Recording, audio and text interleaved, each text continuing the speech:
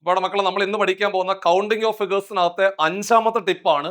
ചോദ്യം ഇതാണ്: ഒരു ട്രയാങ്കിൾ കാണും, അതിന്റെ ഓരോ സൈഡിന്റെയും മിഡ് പോയിന്റ്സ് ജോയിൻ ചെയ്തുകൊണ്ട് പുതിയ ട്രയാങ്കിൾ വരും. ഇങ്ങനെ ഒരു ഫിഗർ കിട്ടിയാൽ പിന്നെ ഇതിനകത്ത് കുറെ വരാം. ഇതിനകത്ത് എത്ര ട്രയാങ്കിൾ ഉണ്ടെന്ന് ചോദിച്ചാൽ നിങ്ങളുടെ മനസ്സിൽ വരേണ്ട ഇക്വേഷൻ 4n+1 ആണ് ഇക്വേഷൻ. അതായത് ആ മെയിൻ ആയിട്ട് കിടക്കുന്ന ആ ട്രയാങ്കിളിനകത്ത് എത്ര ട്രയാങ്കിൾ ഉണ്ടെന്ന് നോക്കണം. അതിനെ n ആയിട്ട് പരിഗണിക്കണം. ഇവിടെ ഒരെണ്ണമല്ലേ ഉള്ളൂ.